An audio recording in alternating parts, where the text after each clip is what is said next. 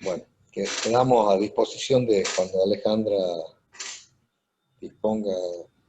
Em, yo creo que siendo 5 minutos, Bien. 11:05, y teniendo ya 66 participantes con nosotros. Bueno, es una alegría recibirlos. Este es el cuarto webinario que GWP Sudamérica ha realizado en este año. La verdad es que hemos tenido mucha participación en todos. En este el interés es muy alto, por lo que el gran agradecimiento al ingeniero Gustavo Villauría por su tiempo y por su dedicación. Es lindo ver de que, bueno, que en estos minutos previos todo el mundo se salude y creo que estamos todos con muchas ganas de conversar de los temas que nos interesan. Y bueno, así vamos a tener que seguir un tiempo más.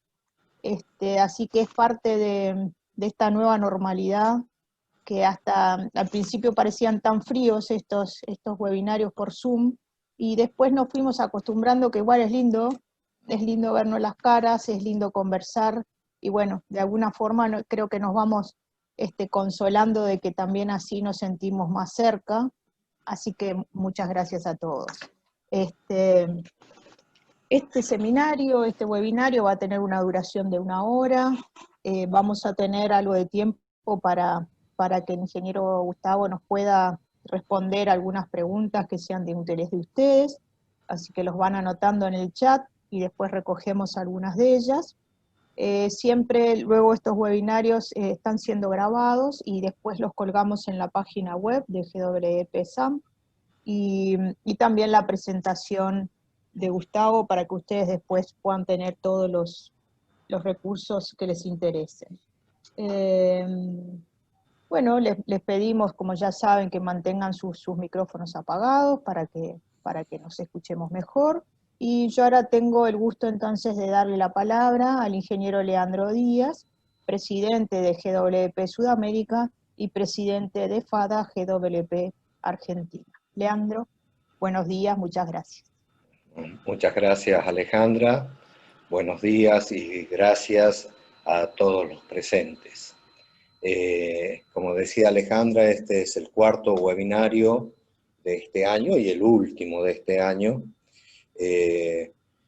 sobre el tema de gestión de aguas compartidas. Quizás algunas reflexiones sobre la selección de la temática.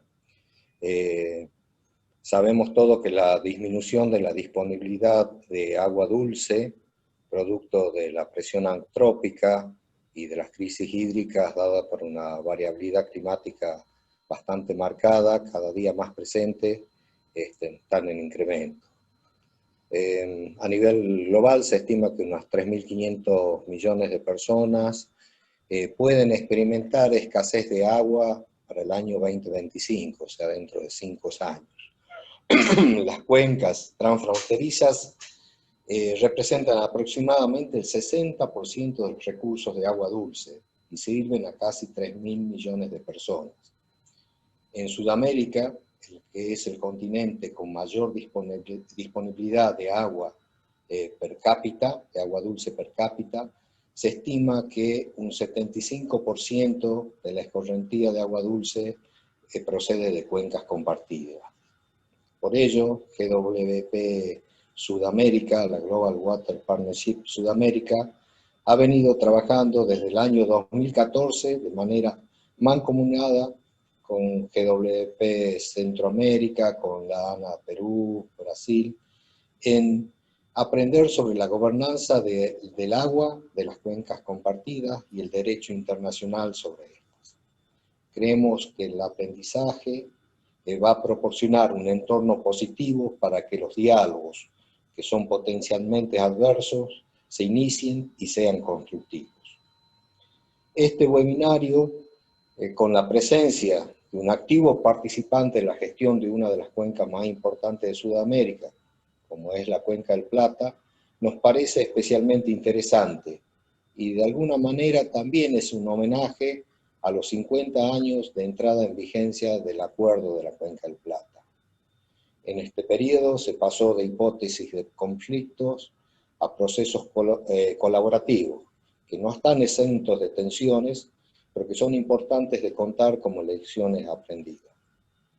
Así como GWP plantea en su estrategia 2020-2025 objetivos en su rol de facilitador, en la concreción de acuerdos y fortalecimientos de instituciones que hacen a la gestión de aguas compartidas, poner a disposición y difundir estas lecciones nos parecen una manera efectiva de movilizarnos y socializar el conocimiento que a veces se encuentra con el estudio de estos casos, ya que la gestión es clave en el éxito de nuestros esfuerzos por lograr un mundo con seguridad hídrica a través de la gestión integrada del recurso hídrico. En esta ocasión, la disertación del ingeniero Gustavo Villauría, a quien me gusta referirme también como un amigo, es muy interesante y muy importante. Especialmente para cerrar este año 2020 tan especial y que además de los desafíos que nos planteó la crisis del COVID en el tema relativos al tema del agua, la disponibilidad de agua para la higienización, para lavarse las manos, para medidas preventivas, también una serie de desafíos en las cuestiones hídricas, como comentaba previamente Gustavo, una gran sequía prolongada en todo Sudamérica, por lo menos en el sur de Sudamérica. Por eso consideramos que es oportuno, y esta oportunidad no está solamente dada por la temática, sino también por el expositor de la misma, ya que durante su vida profesional, el ingeniero Villauría ha participado en negociaciones sobre la asignación de recursos hídricos, internos al país y externos, aprovechamiento de propósitos múltiples, lo que le ha permitido adquirir un expertise práctico que va mucho más allá de su formación académica en la resolución de posibles conflictos y en encontrar las mejores soluciones. Gustavo, como pueden ver, se formó como ingeniero en recursos hídricos en la Universidad Nacional del Litoral, una universidad pública, y ha tenido una extensa trayectoria en la gestión de los recursos hídricos. Como resumen, mencionamos que ha sido presidente del Ejecutivo de la Autoridad de Cuenca del río Matanza al Riachuelo hasta el año 2011, ha sido asesor en la ex Subsecretaría de Recursos Hídricos de la Nación desde 2011 a 2017 en lo relativo al Plan Hidroeléctrico Nacional. Fue asesor también de la Secretaría de Recursos Hídricos en la provincia de Santa Fe. Y desde el comienzo de este año es subsecretario de Obras Hidráulicas de la Secretaría de Infraestructura y Políticas Hídricas del Ministerio de Obras Públicas de la Nación. Esta experiencia que ha adquirido en la gestión hace especialmente valiosa su exposición sobre gestión de aguas compartidas, desde un enfoque de la gestión real de quien, además de tener una función política, tiene un profundo conocimiento en la temática de los recursos hídricos, lo cual es una suerte para todos nosotros. Gustavo, por favor, adelante. Gracias, Leandro. Un gusto participar con tan prestigioso panel, muchos amigos, conocidos, compañeros de gestión, y que, bueno, que hemos trabajado y seguimos trabajando en muchísimos de los temas relativos a la gestión del agua. Y bueno, para arrancar un poco en este escenario que estamos en pandemia, en estas webinar y la posibilidad de cada uno desde nuestro lugar, desde nuestra posición, poder contactarnos y tener un contacto directo desde distintos lugares del mundo, realmente es un gusto y un placer. Bueno, muchos de los que están conocen perfectamente todo esto, pero bueno, un poco es hablar de lo que tenemos como concepto básico. Para hablar de las aguas compartidas tenemos que hablar de nuestro ciclo hidrológico, las características que tienen, tenemos que hablar de nuestras cuencas y tenemos que hablar de la gestión transfronteriza y que los conflictos aparecen cuando tenemos déficit y tenemos excesos. Y los conflictos pueden tener un origen ambiental, social, político, institucional, de gobernanza, pero son los conflictos que aparecen y generalmente no es el momento de gestionar en forma común aguas transfronterizas o aguas compartidas. El problema de gestionarlo en el medio del déficit o el exceso genera amplias rispideces y momentos muy complejos. La situación con esto se ve agravada, como contaba Leandro y Alejandra, un poco en los escenarios de variabilidad climática que tenemos y de cambio climático que estamos afrontando, que estamos llevando adelante. Estas condiciones y estos escenarios también tienen un punto que no es menor y que lo dejé para el final justamente, que es el económico, que es el que suele ser más conflictivo, más beligerante, más complejo, y que es el que nos lleva hacia parte de las soluciones que tenemos para resolver estos problemas de gestión y las intervenciones que las tenemos que hacer sobre las distintas etapas del ciclo hidrológico, del ciclo del agua. Esta es una figura que me gusta ponerla, muchos de los que están son expertos, pero la pongo porque tiene que ver mucho con los diversos formas que se abordan la problemática del agua desde distintos lugares. Tenemos generalmente que van a tomar los problemas de escurrimiento superficial quienes están en la parte media o baja de la cuenca y no van a interpretar que en la cuenca media o en la cuenca alta las acciones que se hagan sobre otra parte del ciclo hidrológico pueden traerle importantes resultados y buenas soluciones para su problemática. La interpretación de la población es que con un bajo nivel de conocimiento en ciclo hidrológico, en manejo del agua, traen aparejado algunos conflictos y algunas situaciones. A mí un productor me decía, me inundé y no llovió en mi campo. ¿Cómo me puedo inundar si no llovió?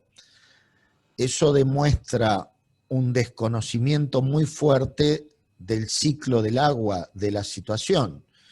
Este productor, además profesional en la ingeniería agronómica, no tenía la comprensión clara de esa situación del ciclo hidrológico y que compartía una cuenca con unos millones de kilómetros y con otros millones de habitantes, y que lo que él hiciera no alcanzaba para evitar su problema, que estos problemas tienen que verse en forma colectiva y en forma amplia.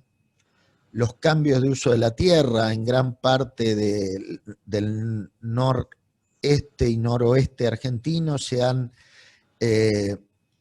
deforestado grandes superficies de monte nativo. Esa situación trae aparejado aumentos en el escurrimiento y situaciones también conflictivas. Tenemos otras regiones que el cambio de pasturas naturales que tenían una gran evapotranspiración y podían absorber un monto de precipitaciones del lugar en donde estaba. Cuando lo saco y pongo una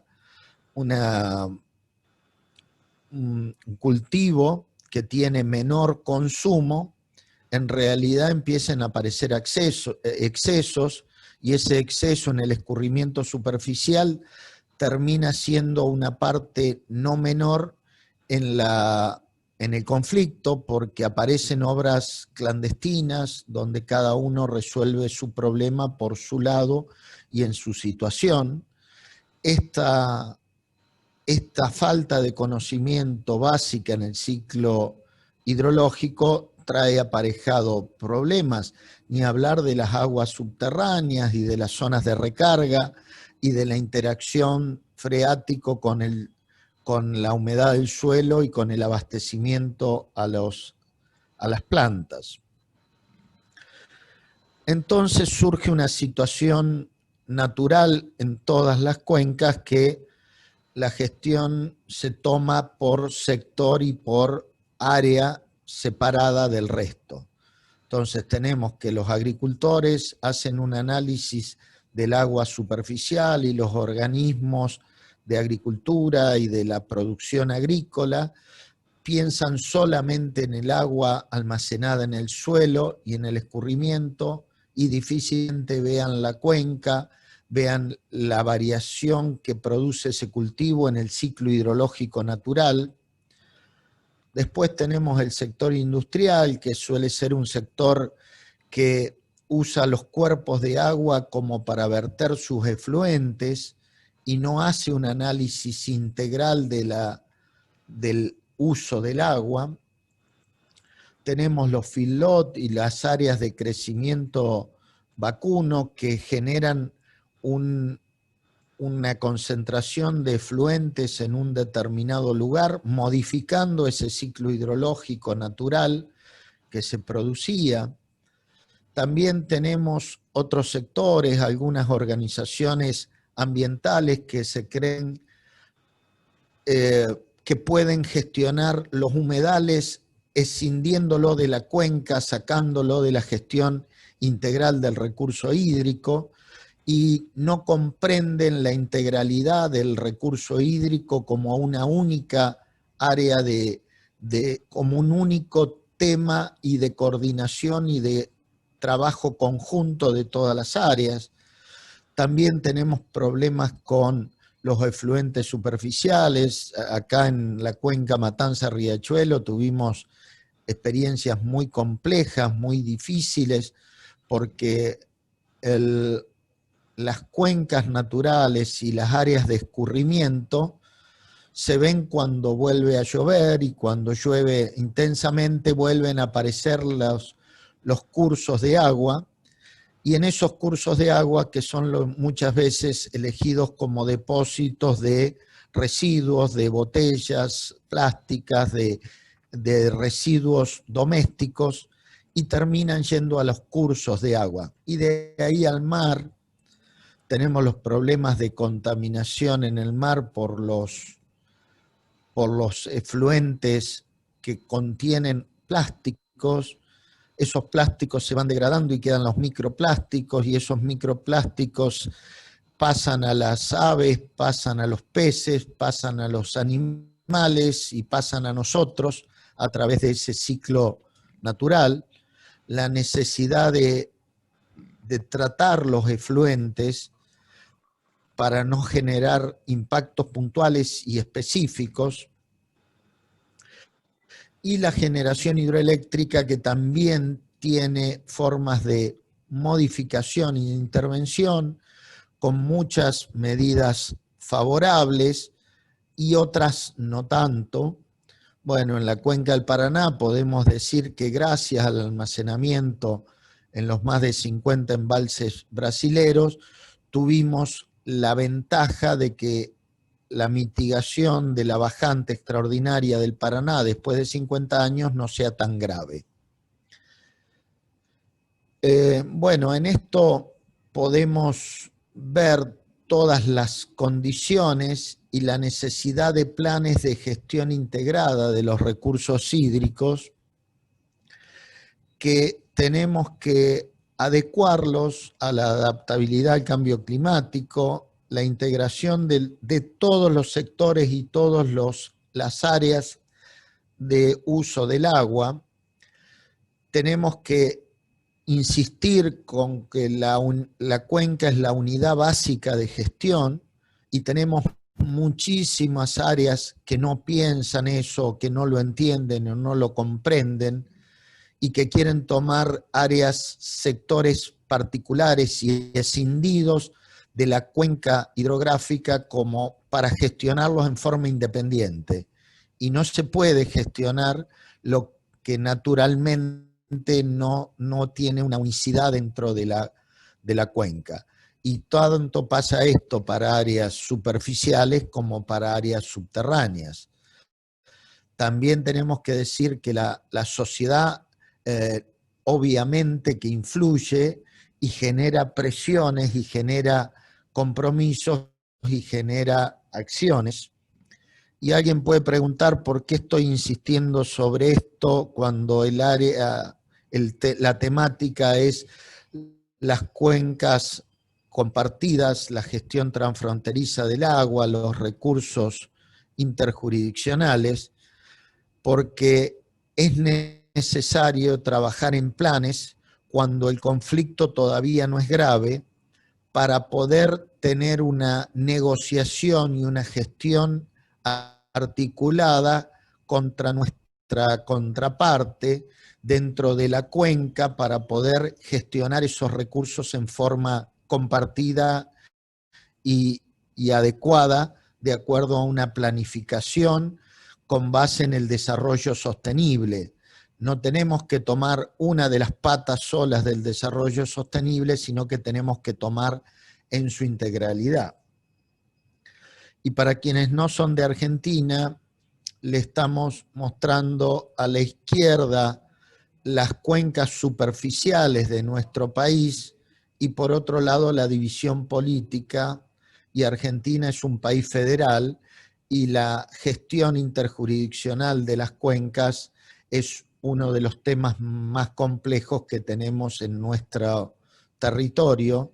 En la legislación argentina, las aguas cuando pasan de una provincia o de un territorio a otro, cambian de propietario según nuestra legislación, pero las cuencas no opinan eso, no dicen lo mismo, y la necesidad de gestionar en forma articulada y compartida las cuencas interjurisdiccionales es esencial para resolver la problemática del recurso hídrico, que se agrava en momentos de exceso o de déficit, pero siempre está presente, siempre está en permanente grado de acción.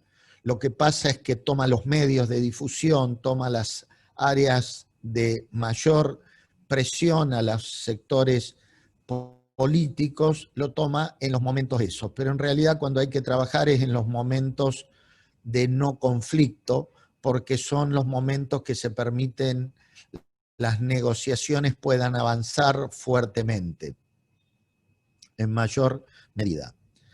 Bueno, Argentina también es parte de la cuenca del Plata, que compartimos con 5 países, y acá hay varios compañeros y compañeras que participan o han participado de la gestión de los recursos hídricos transfronterizos en la cuenca del Plata. Y en esto, ¿qué tenemos que mencionar? Bueno, ahí están marcadas las cuencas, están marcados los países, y tenemos que hacer un poco de memoria, como decía Leandro, e ir a los 50 años del Tratado de la Cuenca del Plata, pero esa acción que se hizo oportunamente y que fue líder en el mundo y que ha avanzado muchísimo, se ha generado la Cuenca del Plata por una necesidad de los países en una sequía similar a esta. Y en ese momento, la historia de la Cuenca del Plata, como muchos de ustedes saben, yo soy hijo de alguien que participó también en esta gestión de los recursos hídricos, y la historia en ese momento era muy similar ahora, con el río Paraná muy bajo, con el río Uruguay muy bajo, con una sequía que arreciaba al territorio argentino, con falta de comunicación, con falta de información, con falta de datos certeros y disponibles en ese momento, y hubo una fuerte presión desde Argentina y desde Uruguay para conocer qué era lo que se estaba pasando, qué era lo que se estaba haciendo, qué era lo que se estaba construyendo, y que si el río había dejado de venir era por causas naturales o eran causas antrópicas producidas por el hombre.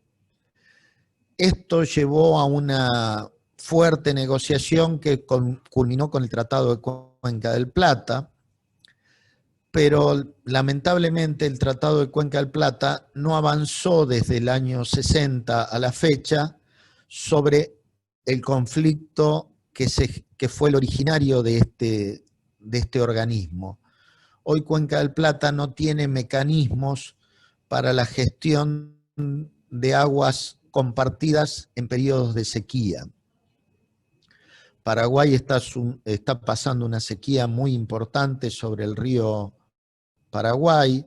El río Paraná ha pasado por una sequía muy importante, y esta situación se ve agravada a partir de que no hay protocolos específicos para estos momentos de contingencia y de situaciones complejas.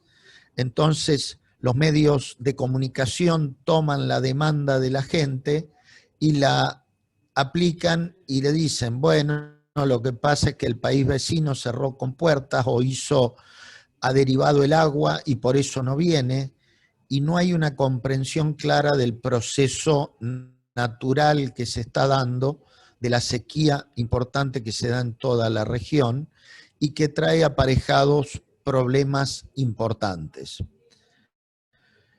Bueno, como no había mecanismos específicos para la gestión de aguas en periodos de sequía, armamos un mecanismo ad hoc en este momento de reuniones bilaterales con Brasil, porque habíamos pedido originalmente a Cuenca del Plata que convocara a los países miembros de la cuenca para tratar la sequía, y no tuvimos eco en esa situación.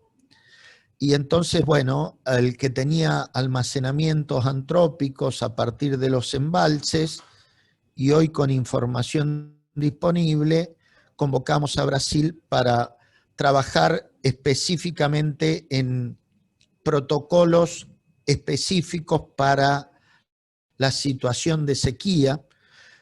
Un pensador argentino decía, si el invierno es crudo, que la manta corta, que sea para todos el frío o que sea para todos la manta.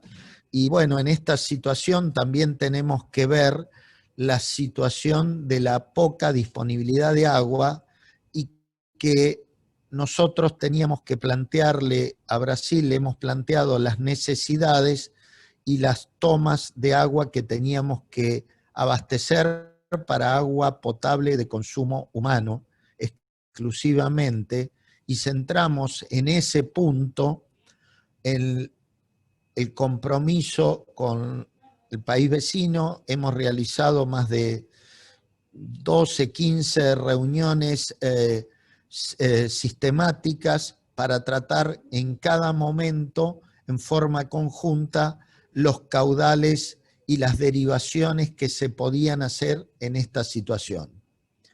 Pero esto lo hemos realizado después de muchas gestiones con amigos, con compañeros, con gente con la que hemos trabajado juntos, pero no hay un tratado y un documento de fondo, y en medio de la sequía tampoco es el momento para avanzar en esta situación. Hay restricciones políticas, hay restricciones institucionales, hay muchísimos temas por el cuales decir que sí o que no.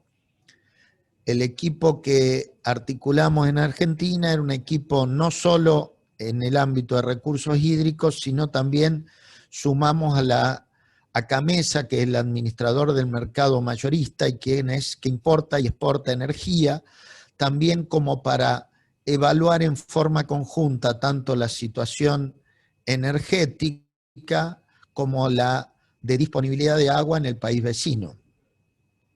Esta situación la hemos avanzado fuertemente y para eso tenemos que ver si esto se produjo, es algo nuevo o es algo que ya existió. Y esta es la serie histórica del río Paraná en Corrientes, y como vemos, hubo un periodo desde el año 73 aproximadamente al 2019, que el río tuvo un ciclo de mayor hidraulicidad, estuvo con valores por encima de lo normal, pero si vamos y miramos el año 44, miramos el año 25, miramos el año 17, miramos el año 909 y decimos que las sequías son muy frecuentes en el río Paraná. Es más, en el río Paraná podemos ver que se da en promedio, en más de 120 años, se da una sequía cada 10 años. Pero pasaron 50 en que no hubo sequías y muchos pensaron de que las sequías ya no venían más. Entonces las tomas de agua se hicieron más altas, las captaciones y los usos de agua se hicieron más altos y no se tuvo en cuenta los fenómenos naturales, que si algo se da con una frecuencia de cada 10 años es muy frecuente, aunque haya 50 años que no se producía. Y la realidad es que esta situación trajo aparejado muchos conflictos.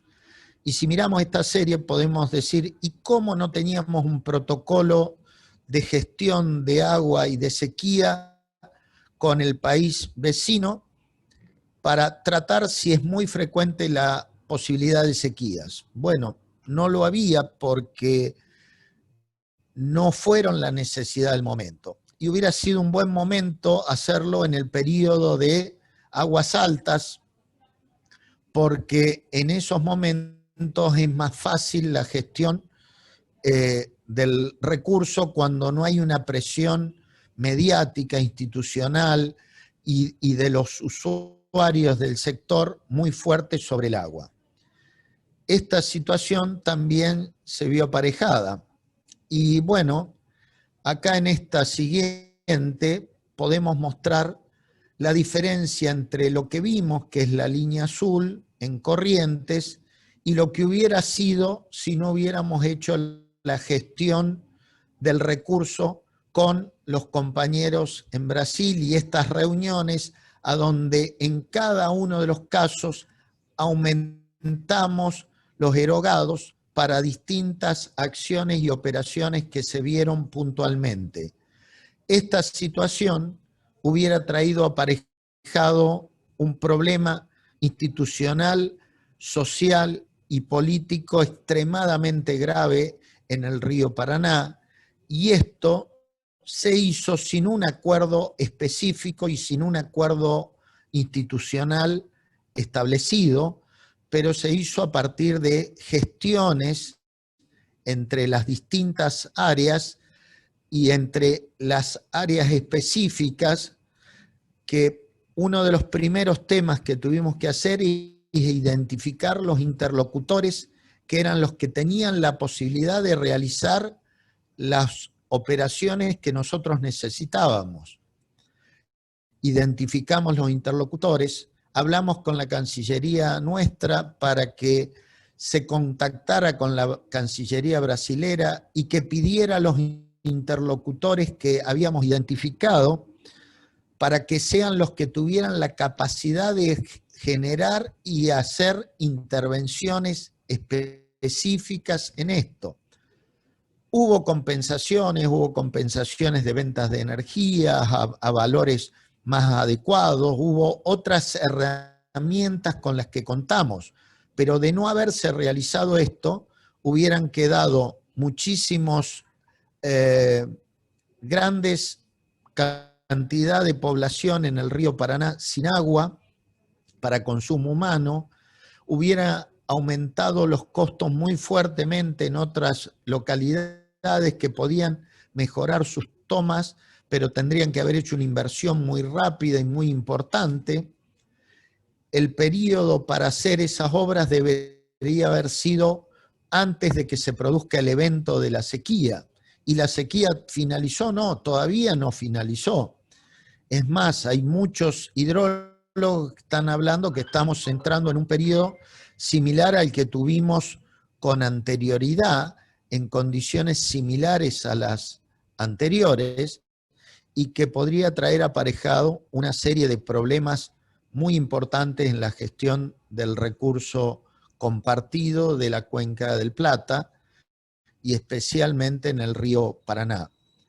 Esto también hay que decir la certeza que esto se pudo hacer en base a que el Estado brasileño había almacenado agua en sus embalses, y al día de hoy, cuando arrancamos esta situación, estaba en más de un 60% de almacenamiento en sus embalses, y hoy está por debajo del 20% del almacenamiento en los embalses.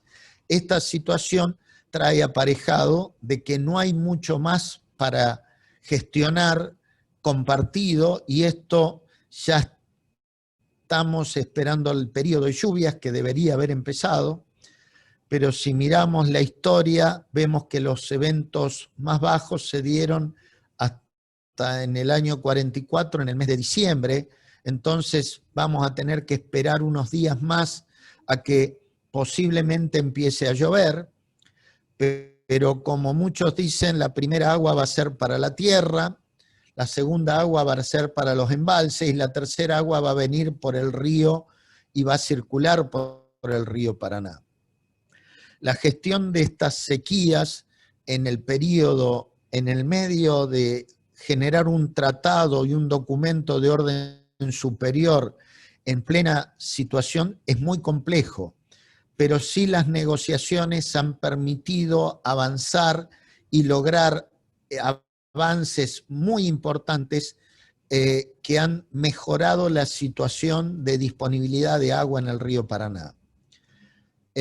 También es importante, y quiero no dejar de comentar, que en estos días estamos trabajando en la cuenca del río Atuel, entre las provincias de Mendoza y La Pampa, con una orden de la Corte Suprema de Justicia de entregar un caudal determinado y específico en el límite entre las provincias. Esta situación ha generado un montón de conflictos entre las provincias y la falta de acuerdo, y terminó siendo el organismo superior que resuelve la controversia en la Argentina, es la Corte Suprema de Justicia de la Nación, quien ha fijado un caudal. Muchos me planteaban, y hay muchas ONG que hablan de los caudales ambientales, de los caudales ecológicos, de la determinación de caudales, y que cómo no se tiene establecido eso. De hecho, no hay establecido caudales ambientales en casi ninguna cuenca entre los países. De hecho, no hay casi ningún caudal específico en las cuencas argentinas, salvo esta intervención de la Corte. Está bien y es un objetivo, pero si nosotros ponemos ese objetivo por delante, no logramos ninguna negociación y no logramos nada. Tiene que ser un proceso de negociación y de acuerdos. El cumplimiento de las ODS 6 y los objetivos de desarrollo llevan tiempo y van a llevar tiempo, son objetivos al 2030, pero justamente ayer en una de las comunicaciones que estaba en la UNESCO, y uno de los titulares de la UNESCO decía que en el año 77 en Mar del Plata nos pusimos de acuerdo en que los datos hidrológicos iban a ser libres y de libre disponibilidad para que puedan ser analizados y evaluados. Muchos de ustedes saben que eso hoy, después de casi 40 años, más de 40 años, eso todavía no se ha logrado y es un objetivo importante en lograrlo y en avanzarlo. Creo que la gestión de cuencas es un proceso largo, continuo y difícil. Las aguas interjurisdiccionales se puede avanzar más en los periodos normales y menos en los periodos de sequías o de fuertes estiajes o de crecidas muy importantes. En términos generales, quería terminar, ya se me está cumpliendo el tiempo, pero ¿qué es lo que tenemos que hacer cada uno de nosotros en nuestra propia cuenca, en nuestro propio domicilio, en nuestro propio trabajo? Tenemos que generar compromisos en disminuir el consumo de agua dulce. Tenemos que disminuir el consumo de agua dulce. Tenemos que generar que los consumidores entiendan de que tienen que disminuir el consumo de agua dulce. Hay mucha gente que tiene interés y que tiene una condición de mejora en el ambiente y mejora en las actividades que realiza y en mejora en su huella en el mundo. Y uno de los puntos que tenemos que trabajar fuertemente y capacitar al soberano, capacitar a la población, capacitar a los vecinos, es en disminuir el consumo de agua de los productos que usamos, que compramos, y que si tenemos alternativa, prioricemos el producto que consume menos agua. Bueno, nada más, muchas gracias, un gusto en haber participado y, bueno, por supuesto, disponible para las consultas. Muchísimas gracias, Gustavo. Realmente un gusto escucharte. Creo que has sido docente también, por la claridad en que nos has expresado tus ideas, súper interesante, y brindar esta experiencia en forma muy generosa.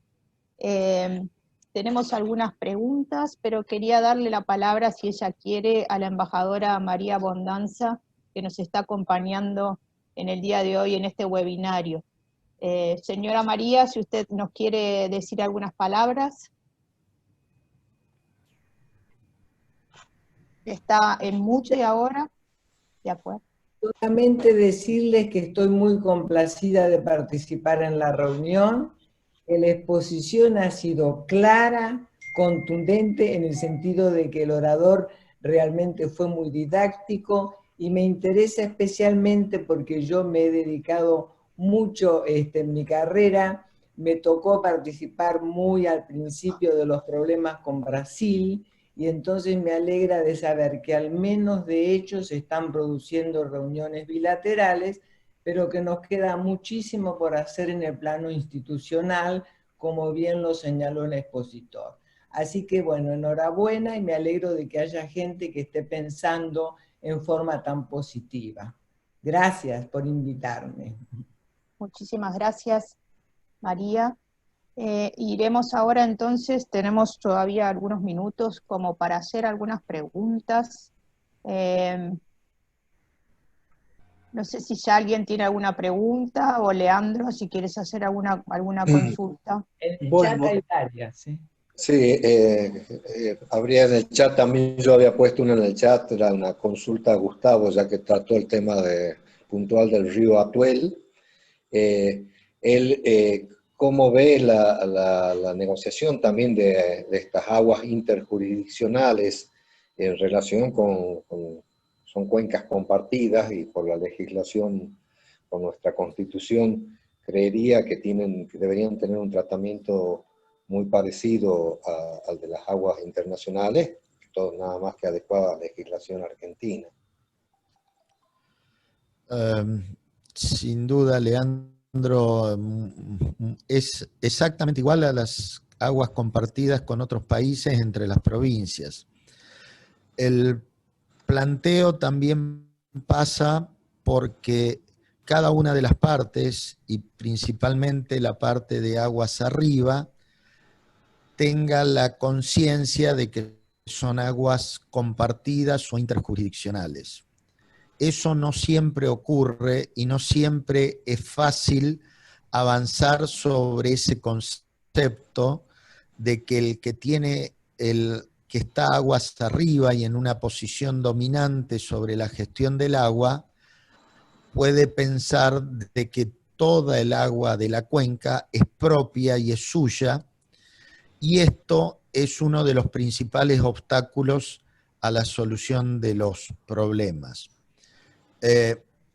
En la cuenca del río Atuel, bueno, hay gran parte de los funcionarios y de los usuarios mendocinos que tienen la claridad del fallo de la Corte y que tienen los conceptos muy claros de que el agua es compartida y tiene que compartirse y tiene que ser adecuadamente compartida.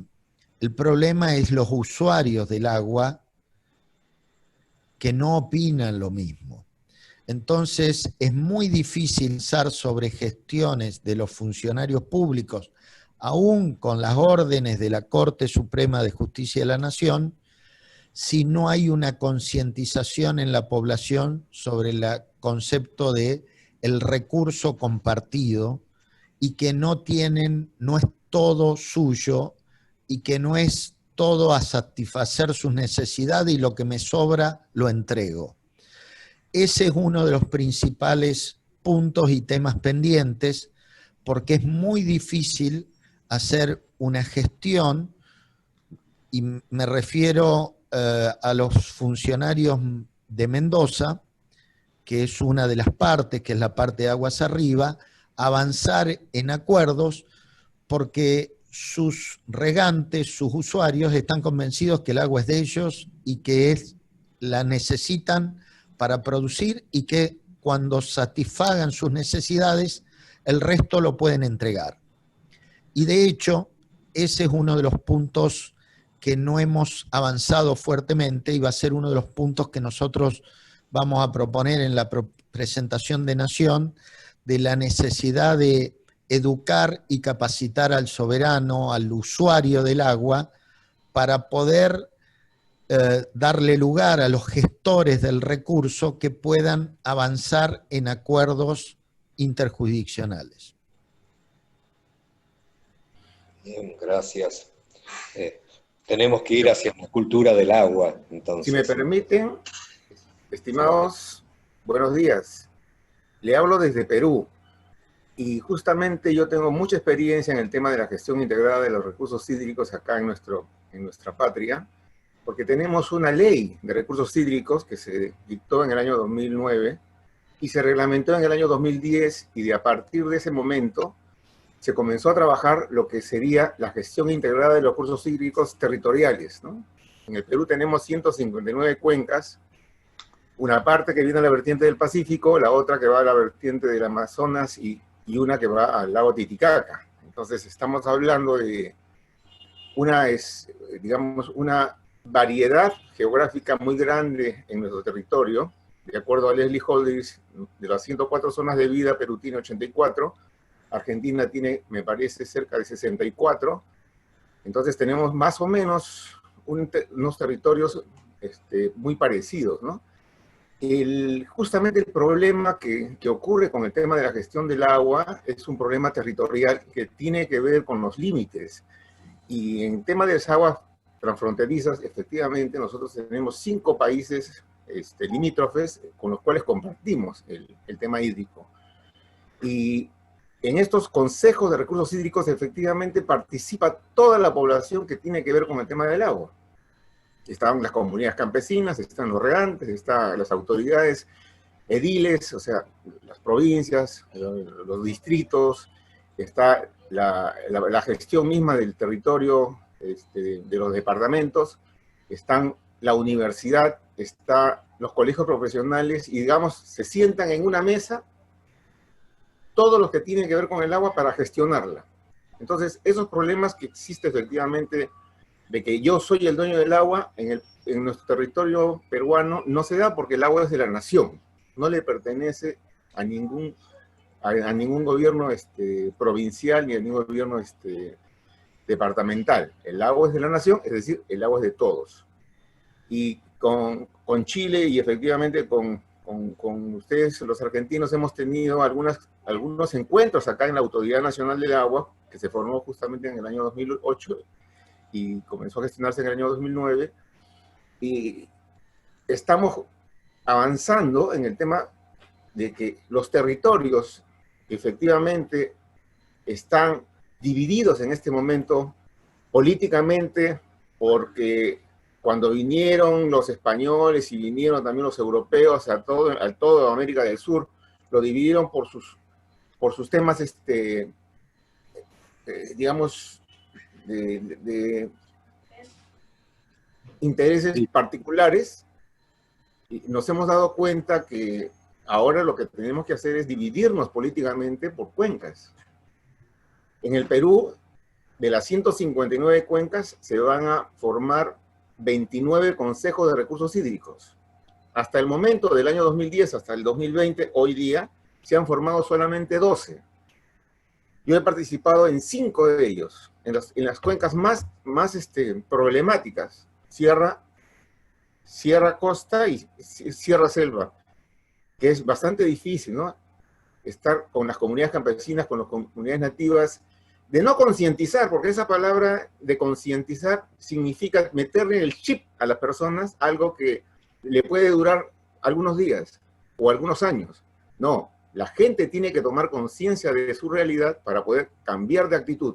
Y eso hemos hecho justamente particularmente en estas 5 cuencas donde yo he participado, y que hoy día, efectivamente, se está haciendo un trabajo muy, muy importante acá en nuestro país, que no hacemos que las aguas de la lluvia se vayan al mar, sino los estamos reteniendo en las partes altas.